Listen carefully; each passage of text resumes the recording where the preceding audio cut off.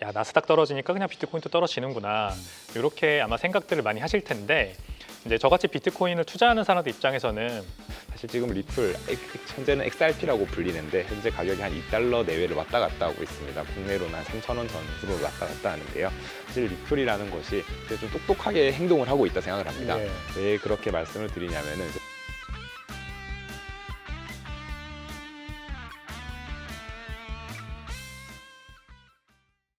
네, 먼저 두 분 한 줄 평부터 듣고 시작하겠습니다. 먼저 백훈종 대표님, 대세는 금에서 비트코인으로 한마디로 함축해 주셨는데 이걸 설명 좀 해주시죠.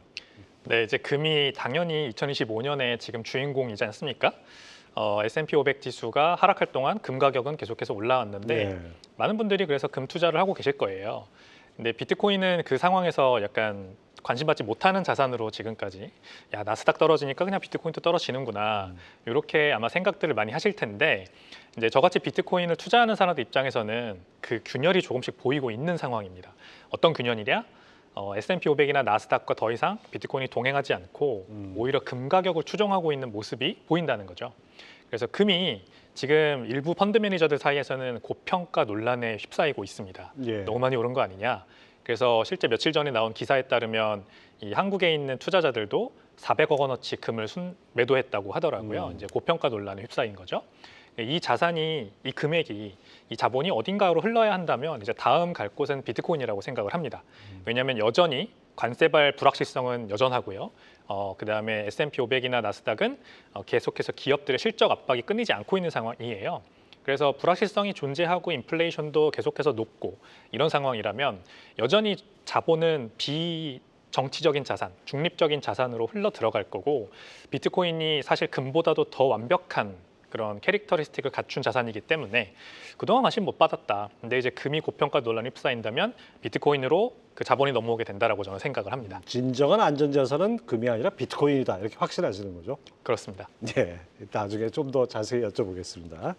자, 표상록 대표님은 봄과 함께 찾아온 시장의 반등 하고서 물음표를 다셨어요. 네, 그게 어떤 그렇습니다. 의미입니까? 네, 지금 이제 뭐 여러분도 느끼시겠지만 지금 따스해지면서 이제 뭐 많이 느끼고 있을 것 같습니다. 그렇지만 이제 가격도 좀 많이 올라왔는데요. 사실 저는 기본적으로 이제 비트코인은 약간 사이클 측면도 있다고 좀 생각을 하고 있습니다. 그래서 뭐 잘 아시겠지만은 지난 2024년 4월에 비트코인 반감기가 있었고 반감기 이후에 이제 1년 또는 1년 반 이후에 이제 좀 불마켓이 오는 경향이 있거든요.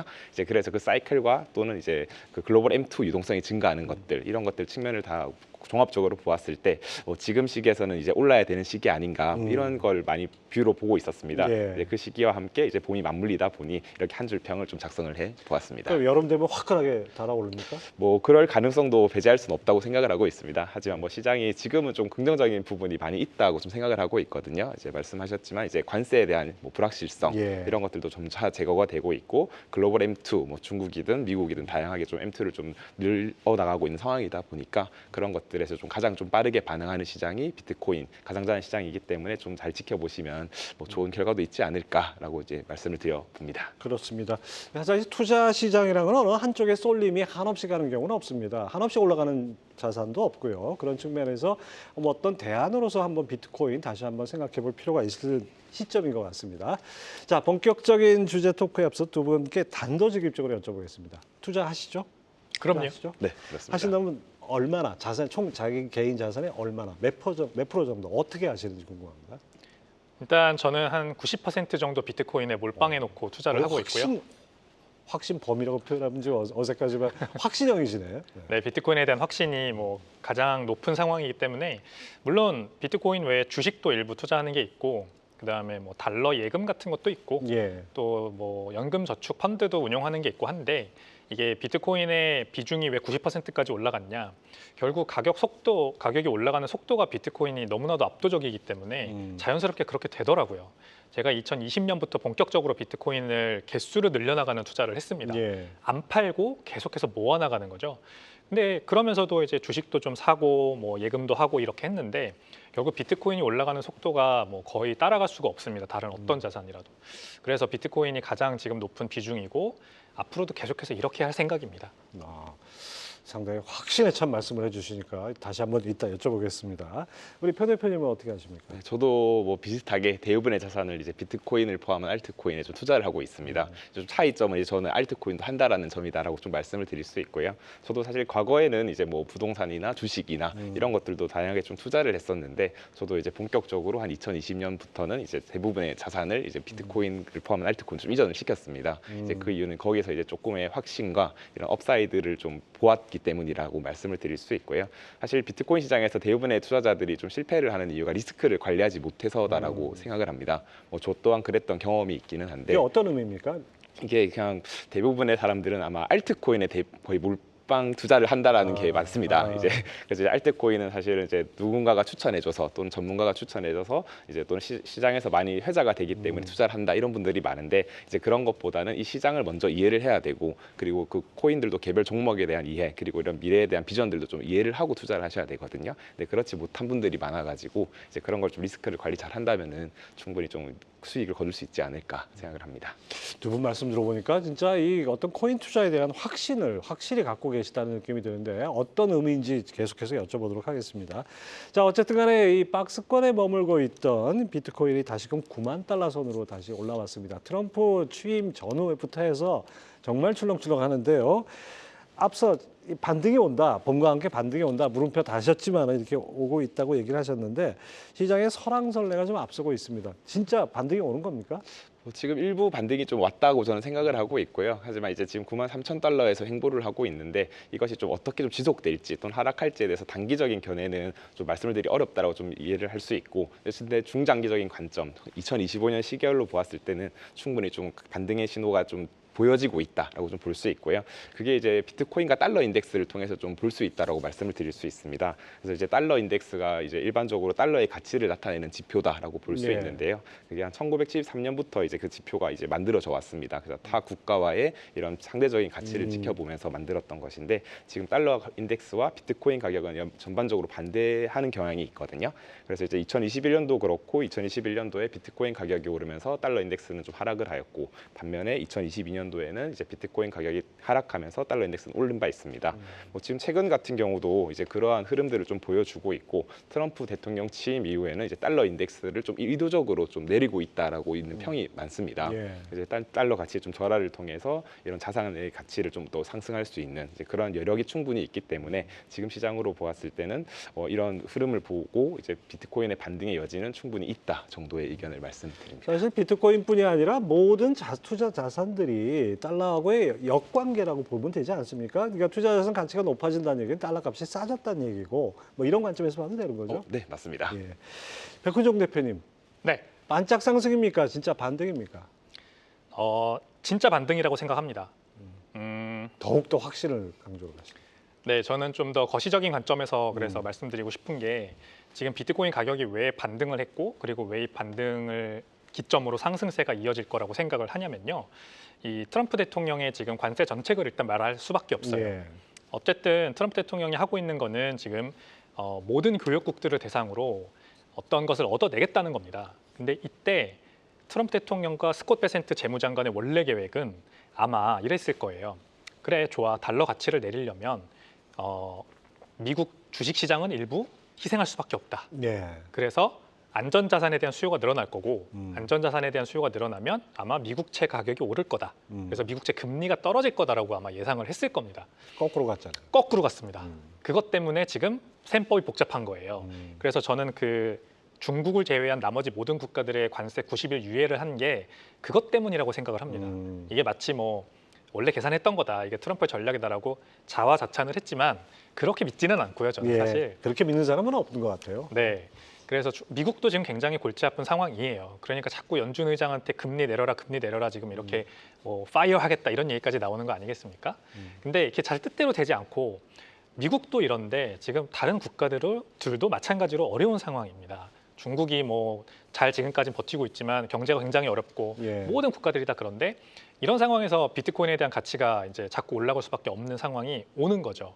왜냐하면 비정치적인 자산을 사람들은 찾아 나섭니다. 이럴 때일수록. 그래서 금 가격이 그동안 많이 올랐고, 근데 금은 아무래도 이제 계속 올라가다 보면 여전히 언젠가는 피곤한 상황이 오거든요. 그래서 이런 자금들이 비트코인으로 넘어가는 중이라서 이 물결이 이제 시작됐다고 저는 봐요. 금이 사실 올해만 오른 게 아니라 작년부터 꾸준하게 올랐습니다. 근데 비트코인이 그동안 계속해서 하락했단 말이죠. 1월 달에 고점 찍고 지금 4개월 동안 내리 하향하다가 이제서야 반등한 거라서 이제부터는 좀 확실히 반전돼서 상승할 기조가 이어지지 않을까 이렇게 생각을 합니다.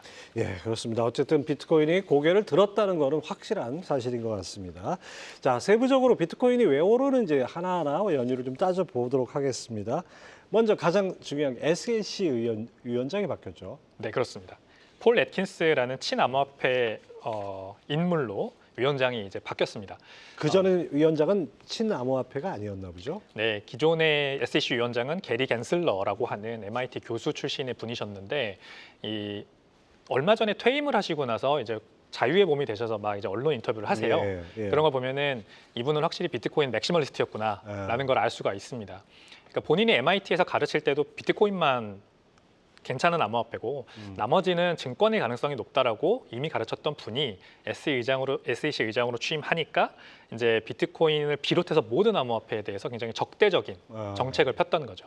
그래서 암호화폐들의 이거 증권인데 미등록 증권으로 운영했다 하면서 기소를 하고 그것 때문에 대표적으로 피해를 봤던 게 XRP 리플 뭐 이런 대표적인 메이저 암호화폐들이 있었습니다. 근데 이제 폴 애킨스 의장은 본인 스스로도 친암호화폐 인사라고 얘기하고요. 그러면서 변호사로 활동하면서도 이 암호화폐 관련된 기업들에 대한 변호 이런 것들을 굉장히 적극적으로 하셨던 분이에요.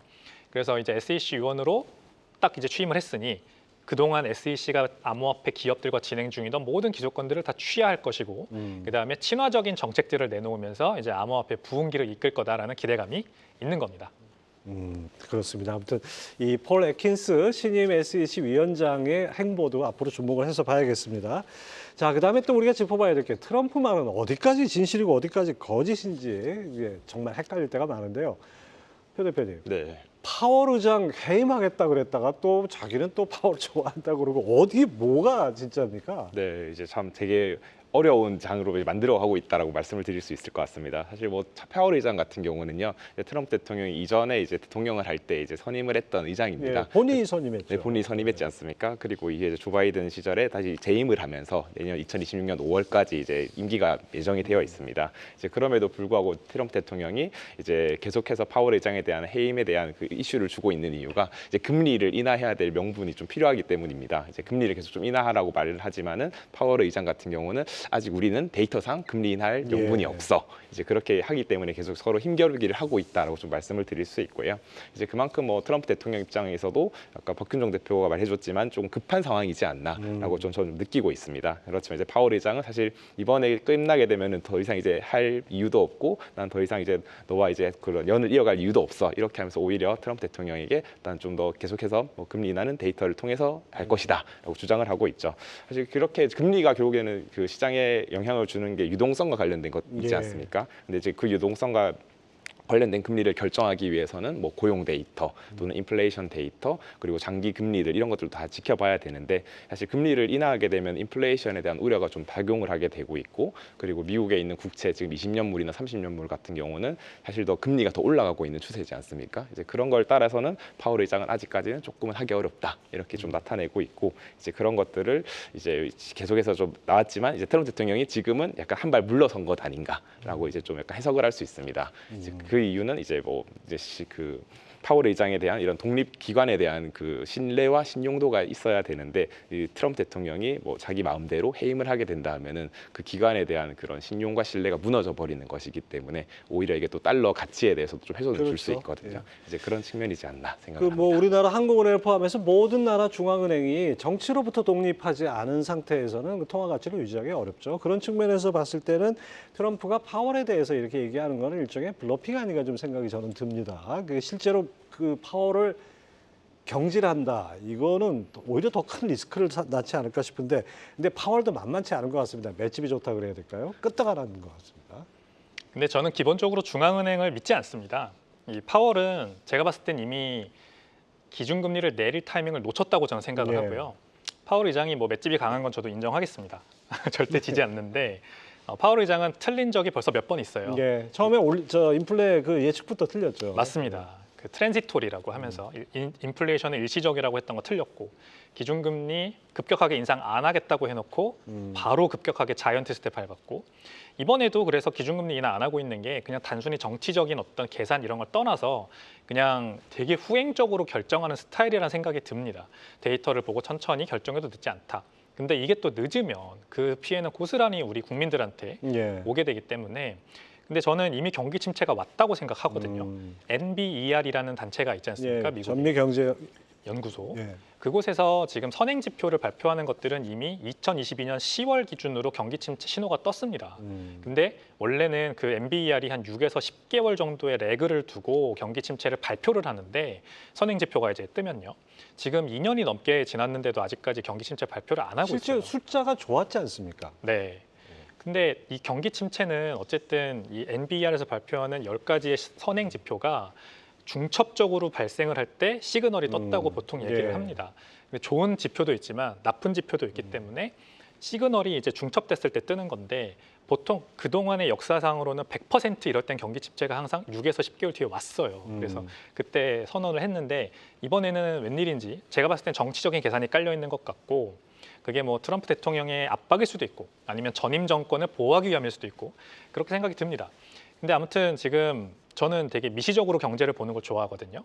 인플레이션 문제가 지금 심각합니다. 예. 사실 우리나라도 다이소 같은 곳이 갑자기 연매출 4조를 내고 예. 모든 사람들이 외식을 안 하고 이런 거를 보면은 인플레이션 문제는 사실 단순히 CPI가 3%다 이래가지고 뭐 2% 거의 다 왔으니까 해결되지 않았냐 이렇게 보기는 어려운 상황이고요. 그렇죠.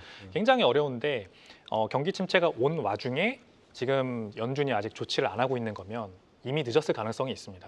그러면은 조만간에 진짜 세게 스태그플레이션이 오게 된다. 그러면 그때 가서 연준 의장은 뭐 그 완전 뒷북이 되는 거죠. 그때 가서 뒷북이 되는 움직이면. 거죠. 예. 트럼프 대통령을 응원한다 이런 말씀 드리는 게 아니라 연준 의장을 제가 한번 비판해 보고 싶은 마음에 말씀을 드려봤습니다. 제가 아는 이 비트코인, 이 가상자산 전문가들은 대체로 중앙은행의 집중적인 거 이거에 대해서 부정적인 생각을 갖고 있어요. 왜냐하면 중앙 집중해서 자기들 멋대로 돈 찍었다가 빨아들였다가 이러니까 오히려 경제를 더 흔들리게 만든다 이런 생각을 갖고 있다고 봐도 되겠죠. 네, 너무 잘 짚어주셨습니다. 예. 정확합니다. 예. 뭐 이렇게 비트코인 얘기하고 가상자산 얘기하면서 무슨 뭐 SEC 위원장 얘기하고 트럼프 얘기하고 그다음에 뭐 파월 얘기하고 하는데 왜 이러나 싶으시겠지만은 이런 모든 것들이 다 이 가상자산 가격에 심대한 영향을 미치기 때문이죠. 또 하나 빼놓을 수 없는 게 중국과의 관세 전쟁에 대해서 트럼프가 한 발 빼는 듯한 모양새를 보이고 있어요. 이건 어떻게 해석해야 됩니까? 네, 이제 트럼프 대통령이 그만큼 좀 급하다라는 내용이다라고 말씀드릴 수 있고 저는 이게 오히려 좀 긍정적이다 생각을 하고 있습니다. 사실 이제 관세에 대한 이제 뭐 갈등이 시작된 게 2025년 2월 초지 않습니까? 아마 저희가 이제 뭐 설 명절 전후로 이제 관세에 대해서 이슈가 많이 제기가 되었고 그에 따라서 이제 뭐 주식 시장, 가상자산 시장 전부 다 하락을 많이 하였습니다. 사실 그 이유는 이제 불확실성이 많이 고조되었다라고 표현을 하는데요. 이제 불확실성이 있으면 앞으로의 미래가 어찌 될지 모르기 때문에 사람들은 이제 리스크를 회피하려는 경향이 있습니다. 그래서 리스크 오프라고 표현을 하는데 리스크 오프의 시장에서는 이제 비트코인 시장이 좀 가장 발빠르게 좀 반응을 합니다. 이제 가장 황금성이 좋기 때문이다라고도 표현을 드릴 수 있는데요. 이제 그만큼 그 이후부터 지금 4월까지 좀 지속적으로 많이 하락이 있었고 이제 대신에 4월 초에 이제 90일간의 이제 다른 국가와의 유예 그리고 중국과는 협의를 해보겠다 하는 모습을 보여주면서 이제 좀 비트코인 시장뿐만 아니라 그 주식 시장도 반등을 하였다라고 표현을 할 수 있거든요. 뭐 그렇기 때문에 이렇게 중국과의 완화 정책은 이제 지금은 조금 트럼프가 발등에 불이 붙었기 때문이다라고 말씀을 드릴 수 있고 뭐 중국 또한 마찬가지로 이제 트럼프 미국과 이제 좀 더 그 긍정적인 부분을 하겠다라는 뉴스들도 많이 나오고 있습니다. 그래서 이제 관세에 대해서는 이제 앞으로는 지금 악재는 한번 터졌기 때문에 앞으로는 이제 이것들이 조금 정리가 되면서 이제는 약간의 호재로 좀 작용되지 않을까라고 좀 저는 해석을 하고 있습니다. 저는 트럼프 전략을 이렇게 생각해요. 일단 세게 때려놓고 뒤로 좀 봐주는 것처럼 이렇게 함으로써 상대방으로 하여금 고맙다 이렇게 느끼게 만드는 전략 아닌가 싶어요. 네, 맞는 말씀입니다. 예. 자, 또 비트코인 가격에 가장 큰 영향을 미치는 요인 중에 하나가 이 반감기라는 것이 있죠. 1년 전 반감기가 있었는데 그 이후에 비트코인이 지금까지 상승률이 33%에 우리 질문직 33%에 그쳤다고 그러는데 33% 많이 오른 거 아닙니까? 먼저 이 반감기가 어떤 의미인지 그것부터 좀 설명을 해주시죠. 네, 반감기는 비트코인의 블록 채굴, 블록 리워드라고 하는 게 있습니다. 채굴자들이 이제 블록 하나를 채굴하면은 보상으로 주어지는 비트코인 개수. 즉 신규 공급되는 비트코인이라 보시면 됩니다. 그게 절반으로 떨어지는 겁니다. 그래서 지난 반감기에는 6.25개의 비트코인이 블록당 채굴되어 나왔고 지금은 3.125 비트코인이 채굴되어 나오고 있습니다. 블록은 이제 10분에 한 번씩 생성되기 때문에 10분에 한 번씩 3.125 비트코인 그리고 하루로 치면은 450 비트코인 이렇게가 생산되고 있다 보시면 되겠습니다. 이게 이 상승률이 과거에 비해서는 상당히 저조하다고 그러던데 이건 어떤 이유입니까? 네, 이제 반감기가 지나면 비트코인의 이제 사이클에 따르면 그러니까 희소 가치가 있어지는 거잖아요. 하나 맞습니다. 캐는데 더 많은 노력이 필요하니까. 그렇죠. 그리고 말하자면은 주식에 이런 자사주 매입 같은 그런 효과도 있다고 볼 수 있고요. 예. 아무튼 존재하는 비트코인의 양은 변함이 없지만 앞으로 발행될 공급량이 줄어든다는 거니까 약간 금처럼 희소한 자산이구라는 이 인식이 강해지죠. 그래서 가격이 올라가는 경향이 있습니다. 근데 여기에 수요가 뒷받침되지 않으면 사실 가격이 오를 그렇죠. 리는 없죠. 네. 그래서 지난 반감기 사이클에는 아주 자그마한 수요 소식, 뉴스만 가지고도 이 비트코인 가격이 크게 오를 수가 있었습니다. 왜냐하면 비트코인이라는 자산의 덩치 자체가 작았기 때문이죠. 예. 지금은 1.8조 달러에 달하는 덩치를 가지고 있지만 당시에는 4년 전에는 1조 달러, 그보다 4년 전에는 뭐 500억 이렇게 계속해서 굉장히 가파르게 가격이 상승해 왔거든요. 근데 1.87조 달러, 한 2조 달러 정도 되는 자산인데 지금은 이 정도 덩치되는 자산을 움직이려면 그것도 빠르게 굉장히 큰 좋은 호재와 소식이 나와줘야 됩니다. 예. 근데 사실 작년 4월 반감기 이후로 그럴 듯한 호재는 그 전에 있었던 비트코인 현물 ETF 승인 정도가 그렇죠. 있을 것 같고 트럼프 대통령이 비트코인 이제 친암호화폐 대통령으로 이제 취임을 했지만 그 이후로 어떤 비트코인의 비축이라든지 국가적인 비축이라든지 이런 부분은 아직 느린 상황이거든요. 그러면은 이제 호재가 없다라고 보는 거죠, 시장은. 그래서 이제 예전 사이클만큼 빠르게 가격이 못 올라와 주는 것이고 아무래도 지난번보다 좀 느리게 더디게 올라가겠지만 그래도 결국에는 공급량은 반으로 줄어 있기 때문에 가격은 또 오를 거다 이렇게 보는 게 저는 맞다고 봅니다. 저는 뭐 비트코인 잘 몰라가지고 이거 정말 좀 약간 좀 모호한 질문이고 좀 약간 어리석은 질문처럼 보일 수도 있는데 2,100만 개로 딱 정해져 있다. 총량이. 그리고 앞으로 10여 년 뒤에 그것이 끝난다라고 뭐 몇 년이 될지 모르지만 끝난다고 한다면 한정된 자산이고 유동성은 늘어난다 그러면 가격은 계속해서 올라야 되는 거 아닌가라는 생각이 들어요. 맞습니다. 근데 너무 이 사이클이 출렁출렁하는 것이 큰데 이건 왜 그렇습니까? 이제 변동성이 큰 이유는 비트코인에 대한 이해도가 높은 사람이 아직 없기 때문이죠. 비트코인을 우리가 모두 금 같은 아주 안전한 자산이라고 인식을 한다면 변동성이 클 리가 없습니다. 계속 올라가야죠. 계속 올라가겠죠, 점차적으로. 근데 항상 비트코인에 대한 인식이 없는 상태에서 사람들이 가격이 올라가는 걸 보고 투자를 하니까 그 사이클의 피날레, 그 며칠 상간에 가격이 급격하게 많이 오르고 그러면서 거품이 쌓이고 그 거품이 무너지고 다시 그렇게 한 2년, 3년 정도를 지나고 또 관심이 서서히 올라오면서 거품이 생기는 이런 패턴을 보이고 있는 겁니다. 근데 그 기울기 자체가 사실 점점 줄어들고 있기는 하죠. 그만큼 한번 거품을 겪고 나면 그 모든 사람들이 피해를 봤다 그러고 비트코인을 떠나는 게 아니라 저같이 이제 남는 사람들이 있거든요. 예. 그래서 그 모수가 점차 늘어나니까 변동폭도 점점 줄어드는 겁니다. 그래서 이렇게 간다면 한 뭐 2140년경 이제 비트코인의 채굴이 완전히 종료되는 시점이라고 하거든요. 그때쯤 되면은 이제 비트코인도 금처럼 점진적으로 우상향하는 자산이 되지 않을까 그렇게 생각을 합니다. 그때까지 우리가 살아있을 수가 없어서 모르겠지만 아무튼 지금 봐서는 뭔가 학습 효과가 계속해서 확장되는 것 같은 느낌도 들고 비트코인에 대한 인식이 지난 5년, 10년 전하고는 확연히 달라졌다는 느낌이 많이 듭니다. 네, 맞습니다. 격세지감을 느끼고요. 불과 2년 전만 하더라도 예. 트럼프 대통령, 미국 대통령이 비트코인 이렇게 외치라는 거는 상상조차 할 수 없었던 일입니다. 그렇죠. 예. 빨리 바뀐다는 것 같습니다. 예. 바뀌는 게 느껴집니다.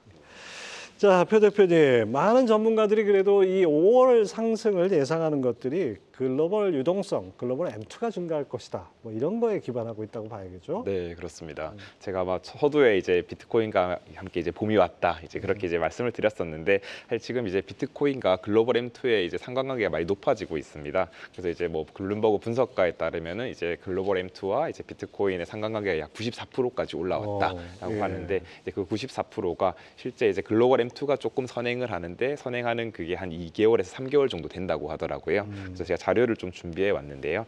작년 한 2024년 1월부터 이제 데이터를 보시면은요, 2024년 1월 기반으로 해가지고 이제 그 비트코인 M2가 좀 증가한 경향이 있습니다. 사실 뭐 통화지표 이제 잘 아시겠지만 M1, M2, 뭐 LFL 이렇게 있는데 지금 M2 같은 경우가 2024년 1월에 단기 고점을 찍었습니다. 예. 단기 고점을 찍고 이제 빨간색 그래프인데요. 이제 위에 보시면 비트코인 가격이고 비트코인이 또 빨간색 동그라미 친 부분이 2024년 3월에 이제 또 단기 고점을 찍었습니다. 예. 아마 그리고 2024년 4월에 이제 글로벌 M2가 또 단기 고점 주황색 이렇게 체크를 하시면 밑에요. 되고, 네. 예. 그다음에 또 노란색끼리 또 보시면 됩니다. 그리고 초록색도 마찬가지고, 그다음에 파란색도 이제 단기 고점을 찍은 것이고, 마지막 이제 보라색이 이제 단기 저점이다라고 볼 수 있습니다. M2가 고점 찍은 다음에 한 2, 3개월 뒤에는 비트코인이 가격이 이렇게 뛴다. 맞습니다. 그래서 이러한 상관관계를 이제 다양한 곳에서 분석을 하였고, 이제 글로벌 M2가 2025년 1월 기반으로 해서 지금 우상향으로 쭉 하고 있습니다. 이제 그런 것을 보았을 때 지금 비트코인 가격도 2025년 4월 지금 기반으로 이제 좀 반등을 하고 있는 모습을 보여주고 있고, 그래서 이런 그 상관관계가 지속된다, 94%의 상관관계가 지속된다라고 이제 가정을 했을 때는 충분히 이제 아까 말씀하셨던 여름에도 좀 불마켓이 나타날 가능성도 충분히 있지 않나. 아니 근데 그건 당연한 거 아닙니까? 말씀을 유동성이 글로벌하게 늘어나면은 그것이 당연히 이 가상자산 가격이 오르는 것뿐만이 아니라 이 유동성에 민감한 주식 같은 것도 올라야 되는데 네. 실제 보면은 오히려 미국 기술주하고 디커플링이 나는 듯한 느낌이 들어요. 네. 이건 왜 그렇습니까? 네, 지금 최근 들어서 이제 디커플링이 좀 많이 나타나고 있는데요. 이제 이것은 또 미국 자체만의 좀 문제라고 또 볼 수도 있습니다. 사실 트럼프 대통령이 좀 강경한 관세 정책을 펼쳤다가 다시 또 이제 유연하게 좀 들어들였다가 네. 이렇게 하면서 이제 그런 기술주들에 대한 뭐 신뢰들 이런 것들도 약간은 좀 줄어들 가능성이 있다라고 볼 수 있고요. 이제 그런 반면에 이제 비트코인 같은 경우는 이제 글로벌 자산이자 글로벌 커런시이다 보니까 이제 이쪽으로 오히려 좀 자금이 좀 들어오고 있다라고 해석을 할 수 있습니다. 뭐 동시에 이제 뭐 금과 같은 상관관계들도 같이 해서 좀 같이 뭐 디지털 금으로 불리고 있기 때문에 금과 상관관계도 약간 올라가는 경향이 좀 보여지고 있거든요. 그래서 뭐 이런 것도 좀 잘 지켜보시면서 좀 대응하시면 도움되지 않을까 생각합니다. 백훈정 대표님, 비트코인이나 이 가상자산과 가장 강력한 경쟁 관계가 되는 것과 또 어떤 보완제나 대체제가 되는 것 어떤 것들이 있습니까? 가장 큰 경쟁 관계에 있는 것은 법정화폐죠. 지금 이제 두 분 말씀하시는 거 들으면서 계속 그 생각을 사실 하고 있었는데요. 비트코인 가격이 왜 오르냐 누가 저한테 물어보면은 딱 한 단어로 설명해 드릴 수 있습니다. 법정화폐의 양이 이론적으로 무한대로 늘어나기 때문입니다. 예. 비트코인은 법정화폐 대체제로 나온 겁니다. 그냥 누군가가 사이퍼 펑크 프라이버시를 엄청 강조해서 뭐 무정부주의를 이룩하기 위해서 만든 기술이 아니라 예. 2008년 금융위기를 보고 아 이거 법정화폐 시스템에 문제가 있구나. 여기에서 개인들이 자기 자산을 지킬 수 있는 무언가를 만들어야겠다. P2P 디지털 캐시라는 표현을 썼죠. 예. 그래서 비트코인은 뭐 달러라고만 보기도 어렵고요. 그냥 법정화폐 전체의 양이 늘어나면 늘어날수록 반대로 가격이 올라가게 됩니다. 그러니까 법정화폐라 그러면 그러니까 우리가 흔히 아는 달러라고 표현하면은 네. 달러는 지금 현재 봐서는 뭐 미국 부채가 어디까지 갈 수도 알 수 없고 달러가 도대체 얼마나 더 찍어낼지 알 수도 없는 그런 화폐가 돼버렸는데 비트코인은 한도가 있고 그 안에서만 거래가 될 수 있다니까 이 가격 가치를 지킬 수 있는 디지털 금이 역할을 할 수 있다 이런 의미겠죠? 그렇습니다. 2023년 실리콘밸리 뱅크 파산했을 때 예. 그 5일 전부터 미국 주식시장은 미리 떨어지기 시작했습니다. 예. 이미 알고 있었죠. 근데 비트코인 가격은 버텼거든요. 그리고 SVB 파산이 되고 나서는 오히려 비트코인은 올랐습니다. 그 왜 그렇습니까? 이제 해지 자산으로서 음. 내러티브가 바뀐 거죠. 원래는 주식처럼 그냥 위험 자산이다라고 투자자들이 인식을 하지만 그럴 때가 되면은 궁극의 안전 자산이라고 생각이 되는 겁니다. 왜냐하면 비트코인은 은행이 갑자기 문을 닫고 뱅크런이 나거나 출금을 안 해주거나 이런 일이 없으니까요. 그렇죠. 그래서 이거는 정말 좋은 어떤 대체 자산이구나, 해지구나 이렇게 생각하는 수요가 늘어나는 겁니다. 그래서 이번에도 관세발 충격 때문에 주식시장이 폭락했을 때도 비트코인은 굉장히 잘 버텼고요. 되게 상징적인 그림이 있는데 그 S&P 500이나 나스닥이 전부 다 빨간불 떨어질 때 비트코인 가격만 혼자 파란불인 날이 요즘 들어 많습니다. 미국은 빨간 파랑이 거꾸로죠 우리하고. 그렇습니다. 네, 그래서 떨어지는 날. 이 비트코인이 금하고 동행한다라고 하는 게 이제 주식과의 디커플링. 지금 굉장히 이게 지금 모든 분들이 비트코인이 그러면은 이제 저점 매수를 할 타이밍인가 이렇게 보는 이유시고요. 물론 최근에 이제 비트코인 말고 나머지 나스닥이랑 S&P 500 지수도 반등을 했기 때문에 비트코인도 그러면은 또 내러티브가 또 바뀝니다. 이게 위험 자산으로서 아 그래 돈이 들어갈 수 있겠구나 하면서 올라가거든요. 그래서 근데 저 그래프를 보면요, 금하고 비트코인이 뭔가 좀 엇갈려서 가는 듯한 느낌이 들었는데 이제 같이 갈 수 있다는 얘기인가요? 네, 그러니까 비트코인이 나스닥과 동행할 때는 금하고 엇갈려서 갑니다. 예. 근데 금하고 이번에 다시 동행을 하기 시작했다. 그거를 저 오른쪽 끝에 있는 둘 다 이제 고개를 들고 올라가지 않습니까?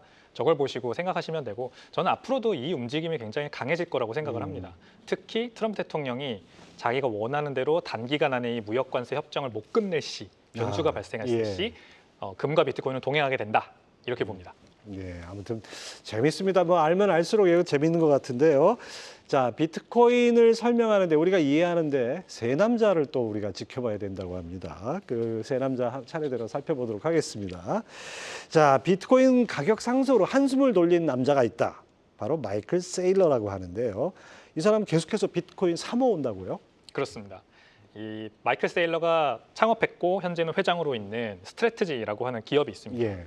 이 기업은 계속해서 전환사채를 발행해서 전환사채로 조달한 금액으로 계속 비트코인을 사고 있습니다.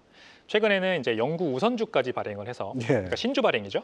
신주 발행을 통해 자금을 조달해서 비트코인을 사고 그러니까 있고 이 회사의 자산은 비트코인이고 그걸 그렇습니다. 토대로 해서 주식을 발행해서 돈을 조달하고 이런 거네요. 그렇죠.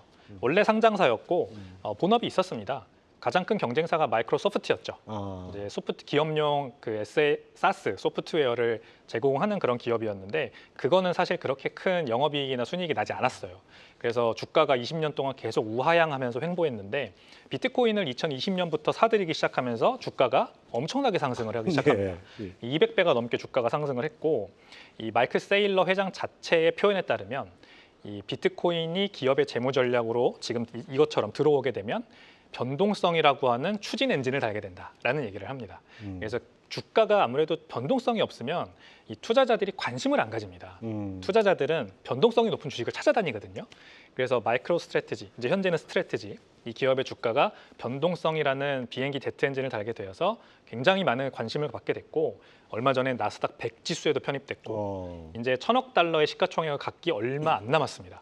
그래서 큰 성장 스토리를, 성공 스토리를 써내려가고 있는 중입니다. 이런 회사가 진짜 이런 투자 전략 정말 독특한 것 같은데 이게 현지에선 상당히 센세이션이라고요. 그럼요. 스트래티지가 이런 교두보를 마련해준 바람에 비슷한 전략을 따라하는 기업들이 지금 막 우후죽순 나오고 있습니다. 대부분 스트래티지처럼 오랫동안 주가가 도저히 우상향할 가능성이 안 보였던 기업들. 예. 대표적으로 게임스탑이 있습니다. 예, 예. 밈 주식으로 아마 많은 한때 분들이 유명했었죠. 네, 맞습니다. 아무래도 게임스탑이 이 본업이라고 할 수 있는 비디오 게임 렌탈 사업은 지금 좀 지지부진하고 확장성이 보이지 않기 때문에 주가를 어떻게든 부양하고 싶은 CEO 입장에서는 고민해 볼 포인트인 거죠. 아, 스트래티지가 저렇게 했다면 우리도 해보자. 그래서 이번에 이사회를 통과해서 예. 다 비트코인을 사겠다고 했고요. 여러 가지 기업들이 있습니다. 그래서 이 기업들이 비트코인을 점차 스트래티지처럼 축적을 하게 되면 비트코인의 거대한 수요, 매수 수요가 들어오게 되는 거거든요. 그래서 비트코인의 가격이 앞으로도 계속 올라갈 또 좋은 재료가 이것 때문에 이어지고 있다. 이렇게 보시면 되겠습니다. 미국에서 아무튼 자본시장에서 상상 못할 일들이 많이 벌어지는데 우리나라엔 이런 전략 펴는 기업이 있습니까? 하나 있습니다. 어디? 비트맥스라는 기업이 있습니다. 비트맥스라는 기업이 상장사로서 얼마 전에도 37개의 비트코인을 매수를 해서 지금 두 번째로 많은 비트코인을 가지고 있습니다. 아마 첫 번째 기업은 제가 알기로는 넥슨이나 그런 곳인 것 같습니다. 네. 이제 그곳은 옛날에 한 1,000억 원어치 비트코인을 사놓고 안 팔고 가만히 가지고 있더라고요. 근데 비트맥스는 사실 원래 하던 일은 전혀 이쪽이 아닌데 투자나 비트코인 이쪽이 아닌데 사명을 비트맥스로 변경을 하고 그 회장님께서 어떤 이유가 되셨는지 모르겠지만 이제 비트코인을 스트래티지처럼 사고 있는 거거든요. 그래서 아마 비슷한 목적이지 않을까. 주가를 부양해서 한번 그 주주들에게 환원을 제대로 해보고 싶다라고 하는 목적이지 않을까 그렇게 생각합니다. 그런 기업들은 뭐 어떤 우리가 전통적으로 매출이나 영업이 이런 관점이 아니라 좀 달리 봐야겠네요. 맞습니다. 비트코인이라는 제트 엔진을 달았다. 그래서 주가가 큰 변동성이 찾아오면 기관 투자자들이 거래를 해주면서 주가가 올라가겠구나. 이런 관점으로 접근하셔야 맞습니다. 하여튼 여러 가지 형태의 그 전략들이 나오는 것 같습니다. 뭐 스트래티지 자체가 전략이라는 뜻이니까 우리 한번 또 눈여겨봐야 되겠습니다. 자, 두 번째 남자, 비트코인 상승에 배팅한 또 한 사람, 손 마사요시, 우리 잘 아는 손정희 회장인데요. 네.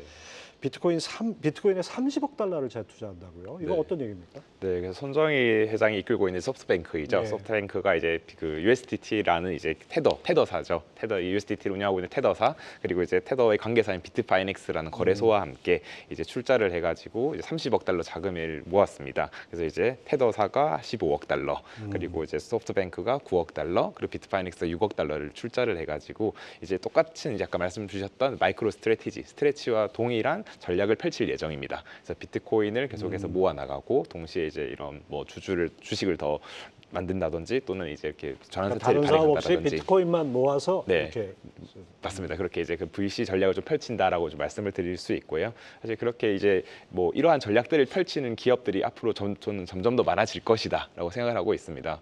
아까 말씀 주셨듯이 국내 기업에서도 그러한 움직임이 점차 보여지고 있고 예. 이게 미국뿐만 아니라 이제 전 세계 국가적으로도 많이 펼쳐 나갈 것이다 좀 예상이 되고 있기 때문에 이런 공급이 막혀 있는 자산이지 않습니까? 예. 근데 이제 결국에 가격이라는 것은 수요와 공급에 의해서 발견이 되는 것인데 그것에 따른 이제 그 보았을 때는 앞으로 점점 더 이 가격은 좀 올라갈 가능성이 높지 않나라고 좀 예상을 해볼 수 있습니다. 근데 과거에 손정희 회장이 비트코인 투자로 뭐 손해를 많이 봤다 이런 얘기도 본 것 같은데요. 맞습니다. 한번 2017년경에 이제 비트코인을 포함한 이런 블록체인 기업에 좀 다양하게 좀 투자를 한 바 있다고 좀 밝혀져 있습니다. 이제 그렇지만 그때 당시에는 이렇게 좀 수익 실현을 좀 하지는 못했고 이제 그럼에도 불구하고 지금은 다시 좀 비트코인 가치에 다시 눈을 떠서 이제 좀 다시 한번 뭐 열심히 좀 해보자라는 그런 의도가 좀 담겨 있지 않나라고 좀 해석이 됩니다. 네.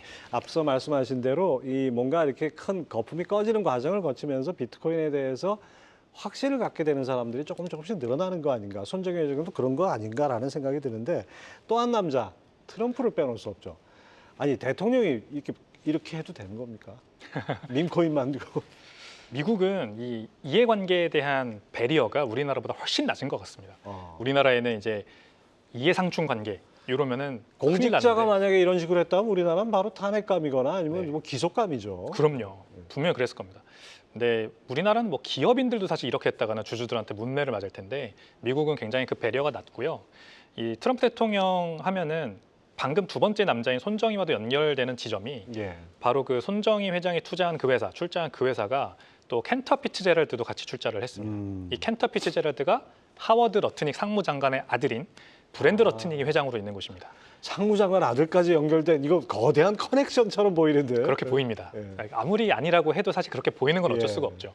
게다가 이제 트럼프 아들 에릭 트럼프라고 하는 차남이 예. 월드 리버티 파이낸셜이라고 하는 디파이라고 합니다. 탈중앙 금융 서비스를 만들어서 코인도 발행을 했고 그 코인 발행을 해서 이제 자금 조달을 많이 했죠. 그래서 뭐 이더리움이나 아니면은 기타 미국산 암호화폐라고 합니다. 미국산 암호화폐 투자를 많이 했습니다. 근데 이 에릭 트럼프도 그러면 이해상충 관계 있는 거 아니냐. 게다가 이제 트럼프 대통령 본인이 밈코인을 또 발행을 했는데요. 그 밈코인 발행한 것도 에릭 트럼프를 비롯한 기존의 월드 리버티 파이낸셜 팀에서 이렇게 추진을 한 거 아니냐. 이제 이런 얘기가 항상 이렇게 있거든요. 트럼프 대통령 도대체 왜 이럴까? 도대체 뭐가 아쉬워서 전 세계에서 돈이 없는 것도 아니고. 돈이 없는 것도 아니고 가장 파워풀한 남자가 제가 봤을 때는 트럼프 대통령이 당선된 아주 큰 원인을 제공한 하나의 세력이 젊은 MZ 세대라고 생각을 하거든요. 미국도 사실 우리나라처럼 이 젊은 세대의 불만이 엄청났습니다. 예. 지금도 그렇지만요. 그래서 트럼프 대통령이 이걸 잘 활용했죠. 조 로건 팟캐스트 같은 곳에 출연을 하고 또 젊은 인사들을 중용을 하고 예. 대표적으로 일론 머스크, 그렇죠. 부통령은 또 제이디 벤스 같은 84년생입니다. 젊은 남자. 그래서 암호화폐를 이 나의 무기로서 이렇게 굉장히 잘 가져왔다고 저는 생각을 하거든요. 이 비트코인 컨퍼런스에 가서 트럼프 대통령이 2024년에 연설한 내용을 들으면 확실히 비트코인을 무기로 활용하려고 하는구나라는 걸 알 수 있습니다. 비트코인을 절대 팔지 마라라고 얘기를 합니다. 제법 잘 이해를 하고 있고 저같이 비트코인의 말하자면 미래를 좀 이렇게 많이 기대를 하고 있는 예. 그런 투자자들은 트럼프 대통령의 팬덤이 자동으로 돼버리는 겁니다. 아. 그래서 여전히 그걸 이용을 하고 있고 자기가 암호화폐를 잘 안다 이렇게 계속해서 이렇게 홍보를 하고 싶으니까 백악관에서 디지털 자산 서밋도 열고 또 암호화폐 미국으로 가져오겠다 이러면서 기업들한테 이렇게 후원도 해주고 자기가 직접 밈코인도 발행하고 요 정도 느낌이지 않을까. 돈을 벌려고 한다 이거는 전 잘 모르겠습니다. 그러니까 트럼프의 목표는 세계에서 가장 유명한 사람, 네. 가장 우러러 보는 사람이 되는 건데 그 중에 한 수단이라고 볼 수 있겠네요. 맞습니다. 예. 예. 아무튼 재밌습니다. 우리가 이 방송을 보시는 분들은 그러면 이렇게 비트코인이라든지 가상자산에 대한 관심이 커지는 상황에서 앞으로 내가 투자해도 되는지 안 되는지 이 부분이 좀 궁금하실 것 같은데요. 자, 코인 시장 상승 배경도 살펴봤고 세 남자 이 코인에 상당히 진심인 세 남자도 봤는데 시장이 더 가느냐 마느냐 이것이 뭐 시청하시는 분들은 관건일 것 같아요. 단도직입적으로 여쭙겠습니다. 불장이 옵니까? 아니면은 좀 행보합니까? 불장이라고 하는 건 이제 완전히 피날레를 말씀하시는 것 같아요. 근데 아직까지 저는 피날레가 오기에는 좀 시기상조인 것 같습니다. 비트코인 가격이 크게 상승해서 거품이 막 쌓이다가 빵 터지는 그래서 하락장이 시작되는 그때까지 오려면 사실 지금보다 더 많이 급등하는 장이 많이 나와줘야 된다고 저는 봅니다. 과거에도 항상 그랬고요. 근데 이번에는 이 전고점을 뚫고 신고점까지 시원하게 올라갔다가 또 며칠 지나면 또 신고점을 형성하는 이런 상승장이 이어진 기간이 굉장히 짧았어요. 그래서 아직까지는 거쳐야 될 불확실성이 굉장히 많은 상황이라서 요 정도 상승해서 좀 어느 정도 회복이나 또는 한번 뭐 안 좋은 뉴스가 나오면 하락했다가 다시 상승하는 그런 형국의 좀 지연된 장세가 저는 예상이 됩니다. 아무튼 조금 좀 우리가 시간을 갖고서 길게 보면은 궁극적으로 우상향하는 자산이 바로 비트코인이 아닌가 이런 생각도 드는데 우상향할 때까지 그 장기간 엄청난 출렁거림이 있습니다. 그거는 뭐 미국 그 S&P 지수도 마찬가지고 우리 이 비트코인도 마찬가지인 것 같습니다. 자, 지금까지 비트코인 얘기만 한참 했는데 국내 투자자들이 관심을 갖는 게 비트코인만이 아니지 않습니까? 이 알트코인이라고 불리는 여러 가지 그 개별 크립토로 넘어가 보겠습니다. 알트코인 시장은 어떻게 전망하십니까? 네, 알트코인 시장도 아직까지 저도 불마켓이 오지 않았다라고 생각을 하고 있고요. 이제 말씀 주셨던시피 이제 유동성이 이제 힘입었을 때 이제 비트코인이 폭발적으로 상승하고 그 이후에 이제 알트코인이 그 상승하는 시기가 있습니다. 근데 그 시기를 어떻게 우리가 체크를 할 수 있냐 이런 것을 보시면은 비트코인 도미넌스라는 지표를 좀 살펴보시면 되거든요. 비트코인 도미넌스라는 것은 이제 비트코인이 전체 가상자산 시장에서 비트코인이 차지하는 비중이다 보시면 됩니다. 지금은 한 65% 정도를 나타내고 있습니다. 상당히 높은 거죠. 그렇죠. 하나의 코인이 65%를 보유하고 있으니 상당히 높은 코인인 것이라 볼 수 있고요. 실제 뭐 알트코인이 뭐 적게는 뭐 2만 개, 많게는 수천만 개의 알트코인이 있는데 그렇게 많은 알트코인이 35%를 차지한다는 것이지 않겠습니까? 그렇기 때문에 이제 이것을 어떻게 좀 활용해야 될지가 좀 중요하다라고 말씀을 드리는데요. 이제 비트코인 가격이 상승을 하고 도미넌스가 이제 완전 좀 하락하는 시기가 있습니다. 그 시기에 이제 알트코인의 메인 불마켓이 찾아오는 것이다라고 볼 수 있고 이제 지금 나와 있는 그래프 같은 경우는 상단이 이제 비트코인 도미넌스 라고 보는 것이고 아래는 아덜스라고 되어 있는데 아덜스는 전체 가상자산 시가총액에서 상위 10개의 시가총액을 제외한 것입니다. 그래서 어찌 보면 알트코인 위주다라고 보시면 되는데 전반적으로 비트코인 도미넌스가 하락할 때 알트코인의 시가총액이 증가하는 이런 모습이 보여지고 있고 이게 매 사이클마다 한 번씩은 있었습니다. 그렇지만 지금은 이제 2023년부터 해가지고 비트코인 도미넌스는 지속적인 우상향을 하고 있고 아직까지 저렇게 도미넌스가 급락하는 시기가 오지 않았거든요. 이제 그 시기를 좀 잘 노리신다라면은 알트코인을 좀 리스크를 관리를 하면서 투자할 수 있지 않을까라고 생각을 할 수 있습니다. 그 덧붙여서 우리 한국인들이 이제 사랑한다고 표현하면 좀 약간 과장일 수도 있는데요. 한국인들이 좋아하는 그 리플이라는 코인이 있었지 않습니까? 지난 불장에서 외면받던 리플이 요즘 좀 다시 관심을 보이고 있다고요? 네, 그렇습니다. 그렇습니까? 최근에 뭐 다양한 이슈가 있어서 그런 것 같습니다. 사실 또 이런 미국발 이제 관세 정책에 대한 불확실성도 해소가 되고 있고 그에 따라서 또 동시에 SEC 의장 호레킨스도 우호적인 인물로서 이렇게 좀 정식으로 취임을 했지 않습니까? 그런 것들이 좀 영향을 끼쳤다라고 볼 수 있습니다. 사실 지금 리플 현재는 XRP라고 불리는데 현재 가격이 한 $2 내외를 왔다 갔다 하고 있습니다. 국내로는 한 3,000원 전후로 왔다 갔다 하는데요. 사실 리플이라는 것이 좀 똑똑하게 행동을 하고 있다 생각을 합니다. 왜 그렇게 말씀을 드리냐면은 이제 트럼프 대통령이 지금은 스테이블 코인에 대한 제도화 이렇게 그것을 되게 좀 키우려고 움직이고 있거든요. 실제 트럼프 대통령 가족이 USD1이라는 스테이블 코인도 발행을 하기도 했고요. 근데 이제 리플랩스 같은 경우는 그 RLUSD라는 스테이블 코인을 12월에 출시를 했습니다. 지난 12월에. 그래서 이제 이런 스테이블 코인 시장에도 좀 발빠르게 좀 뛰어들었다라는 점이 좀 되게 긍정적인 부분 중 하나이다라고 좀 말씀을 드릴 수 있고요. 뭐 동시에 이제 현재 XRP ETF에 대한 뭐 기대감도 많이 있습니다. 현재는 현물 ETF가 비트코인 그리고 이더리움만 미국에 존재를 하고 있는데 이제 세 번째로 될 수 있는 가능성이 좀 XRP가 좀 많이 높다라고 보여지고 있고 미국 폴리마켓에서도 연내 XRP ETF가 승인될 확률이 한 70% 가까이 올랐다라고 좀 볼 수 있습니다. 그와 관련해 가지고 이미 코인베이스에서는 파생 상품 거래소인데 XRP 선물 상품을 4월 22일에 이미 출시를 하였고, 또 CME 거래소죠, 시카고 상품 거래소에서도 5월에 출시할 예정이다라고 좀 밝혀진 바 있습니다.